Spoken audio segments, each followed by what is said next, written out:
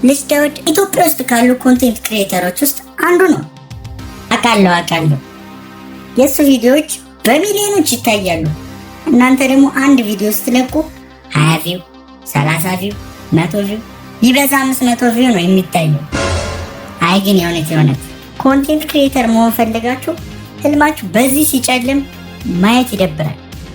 ለዛ ነው ይህን ቪዲዮ ላቤን ጠብ አድርጌ የሰራሁላችሁ። ቫይራል እንዴት ይወጣል የሚለውን ከመሄዳችን በፊት ወደ ቪዲዮ አዘገጃጀ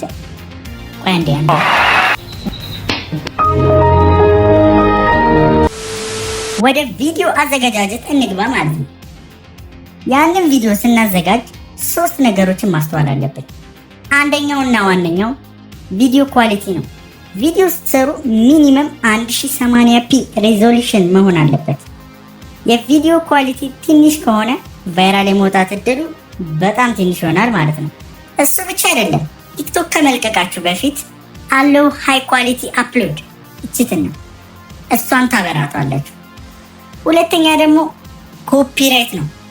አዎ ኮፒራይት፣ ያው እንደ ዩቲዩብም ቲክቶክ የራሱ የሆነ ኮፒራይት ፖሊሲ አለው። የሌላ ሰውን ቪዲዮ አምጥታችሁ ቀጥታ ፖስት ብታደርጉ እናንተ ወይ ግራዋ ቀማችኋል ማለት ነው። ምክንያቱም ያ ፖስት ከ100 ቪው በፍጹም አያልፍም። መጀመሪያ የራሳችሁን ቪዲዮ ወይም ደግሞ ከየትም ክሊፕ ለቀም ማድረጋችሁ ኤዲት ማድረግ ትችላላችሁ። ከዛ እሱን ቪዲዮ ከሰራችሁ በኋላ ወደ 3ኛው እንገባለን ማለት ነው። Let's go. 3ኛው ስቴፕ ቆይ እስካሁን ሰብስክራይብ አላደረጋችሁ? ኧረ ዋዋን ይደብራል።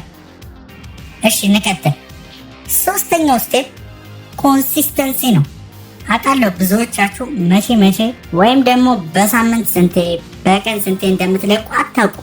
ይህ ትልቅ ችግር ነው። መጀመሪያ ፕሮግራም ማውጣት አለባችሁ። አሁን ለምን ያስፈለገ ልትሉ ትችላላችሁ።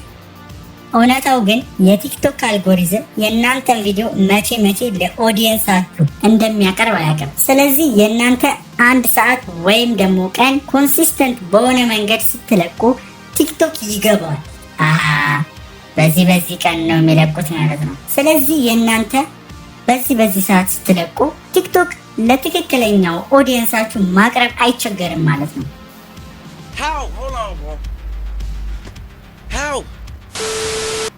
ይሄው ነው እንግዲህ። ይሄ ቪዲዮ ከጠቀማችሁ ላይክ እና ሰብስክራይብ አድርጉ። ያው ካልጠቀማችሁም ላይክ እና ሰብስክራይብ አድርጉ። በሉ እንግዲህ ቻው፣ ይመቻችሁ።